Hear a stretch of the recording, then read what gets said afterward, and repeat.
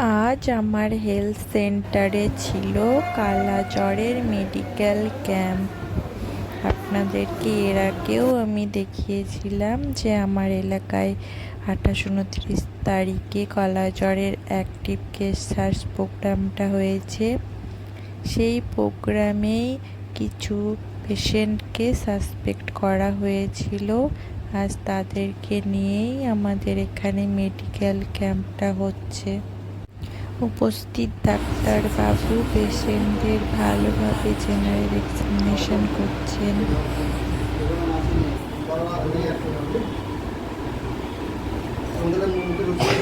তাদের কাছে সমস্ত কথাবার্তা শুনছেন।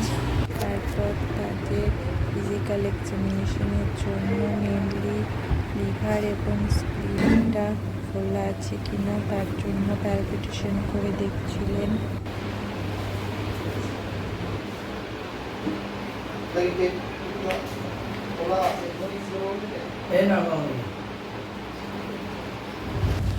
ডাক্তারবাবু জানাচ্ছিলেন, যেহেতু কালাজ্বর বেলেমাছি বাহিত রোগ, তাই বেলেমাছিরা মানুষের স্যাঁতসেঁতে ঘরে, গোয়াল ঘরে, দেওয়ালের ফাটলে প্রভৃতি জায়গায় থাকে। তাই ওনার বাড়ির দেওয়াল প্লাস্টার করা আছে কিনা সেটা জানছিলেন। ডাক্তারবাবু জানাচ্ছিলেন, কালাজ্বর যদি সময়ের মধ্যে ধরা না পড়ে তাহলে সেটা মারাত্মক আকার ধারণ করে। এখানে ল্যাব টেকনিশিয়ান দাদা সবাইকে সুন্দর করে ব্লাড টেস্ট করে দিচ্ছিলেন। মেনলি কালাজ্বরের জন্য RK39 টেস্ট করছিলেন এবং তার সাথে সুগার এবং HIV এক্সামিনেশনও করেছিলেন। এই RK39 র্যাপিড ডায়াগনস্টিক কিটের মাধ্যমে আঙুলের একটু রক্ত থেকেই খুব সহজেই বোঝা যায় পেশেন্ট কালাজ্বরে আক্রান্ত হয়েছে কিনা।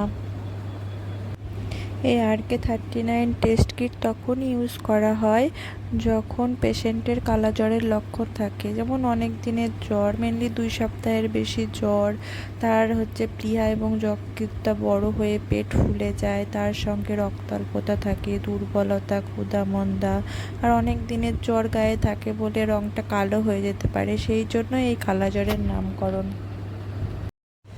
মেডিকেল ক্যাম্পে যারা এসেছিলেন তাদের কারোরই কালাজ্বর পজিটিভ না হওয়ার জন্য তাদের সবাইকেই সিমটোমেটিক ট্রিটমেন্ট করা হয়েছিল। সব মিলিয়ে মেডিকেল ক্যাম্পটা খুব সুন্দর এবং সুষ্ঠুভাবেই হয়েছিল। সকলে নিজ নিজ রিপোর্টিং এবং রেকর্ডিং সম্পূর্ণ করার পর তারা আবার অন্য একটি মেডিকেল ক্যাম্পের উদ্দেশ্যে বেরিয়ে গিয়েছিলেন।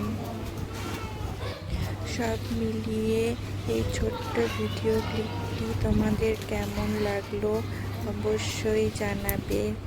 ধন্যবাদ সবাইকে।